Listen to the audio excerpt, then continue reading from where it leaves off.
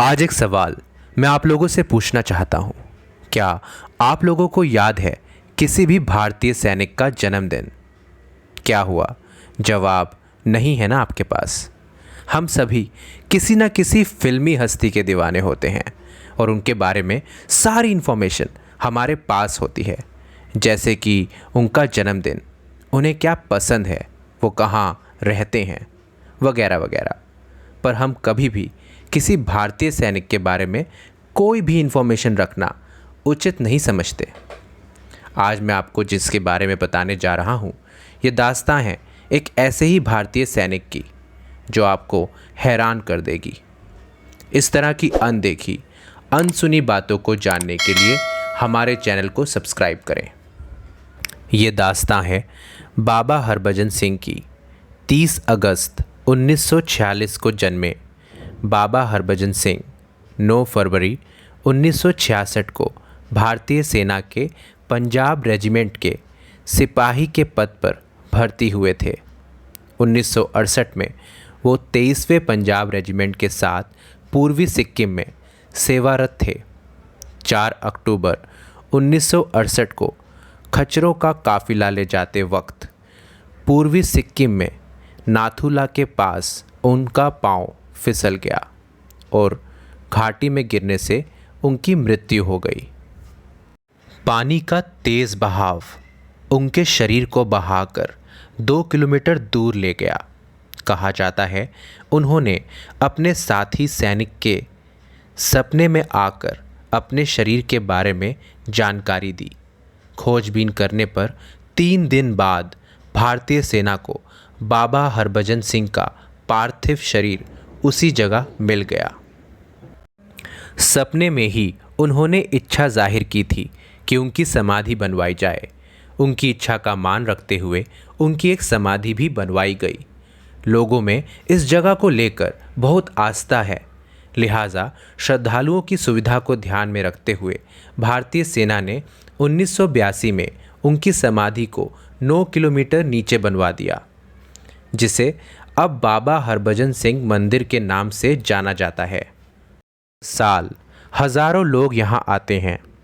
उनकी समाधि के बारे में मान्यता है कि यहाँ पानी की बोतल कुछ दिन रखने पर उसमें चमत्कारी गुण आ जाते हैं और इसका 21 दिन सेवन करने से श्रद्धालुओं को किसी भी किस्म के रोगों से मुक्ति मिल जाती है। मृत्यु के बाद भी बाबा हरभजन सिंह नाथुला के आसपास चीन सेना की गतिविधियों की जानकारी अपने मित्रों को सपने में देते रहे, जो हमेशा सच साबित होती थी। और इसी तथ्य के आधार पर उनको मरने के बाद भी भारतीय सेना की सेवा में रखा गया। उनकी मौत को 48 साल हो चुके हैं, लेकिन आज भी बाबा हरभजन सिंह की आत्मा भारतीय सेना में अपना कर्तव्य निभा रही है। बाबा के मंदिर में बाबा के जूते और बाकी सामान को रखा गया है।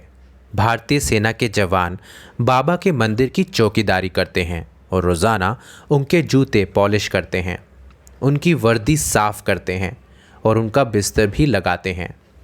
वहाँ तैनात सिपाहियों का कहना है कि साफ किए हुए जूते पर कीचड़ लग जाता है और उनके बिस्तर पर सिलवटें दिखाई देती हैं।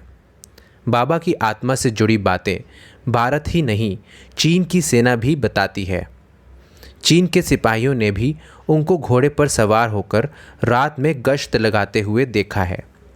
भारत और चीन आज भी बाबा हरभजन के होने पर यकीन करते हैं और इसीलिए दोनों देशों की हर फ्लैग मीटिंग पर एक कुर्सी बाबा हरभजन के नाम की भी रखी जाती है। सारे भारतीय सैनिकों की तरह बाबा हरभजन को भी हर महीने वेतन दिया जाता है। सेना के पेरोल में आज भी बाबा का नाम लिखा हुआ है। हर साल उन्हें 15 सितंबर से 15 नवंबर तक 2 महीने की छुट्टी भी दी जाती है और बड़ी श्रद्धा के साथ स्थानीय लोग और सैनिक एक जुलूस के रूप में उनकी वर्दी, टोपी, जूते और साल भर का वेतन 2 सैनिकों के साथ सैनिक गाड़ी में नथुला से न्यू जलपाईगुड़ी रेलवे स्टेशन लाते हैं। वहाँ से डिब्रूगढ़ अमृतसर एक्सप्रेस में उन्हें जालंधर यानी पंजाब लाया जाता है। गाड़ी में उनके नाम का टिकट भी बुक होता है। यहाँ से सेना की गाड़ी उन्हें उनके गांव तक छोड़ने जाती है। वहाँ सब कुछ उनकी माँ को सौंपा जाता है। फिर उसी ट्रेन से उसी आस्था और सम्मान के साथ उनकी समाधि स्थल वापस लाया जाता है। लेकिन कुछ साल पहले इस आस्था को अंधविश्वास कहा जाने लगा। तब से यह यात्रा बंद कर दी गई है। अगर आपके पास इस तरह की इन्फॉर्मेशन हो तो हमें कमेंट करें और वीडियो पसंद आए तो लाइक करें। धन्यवाद।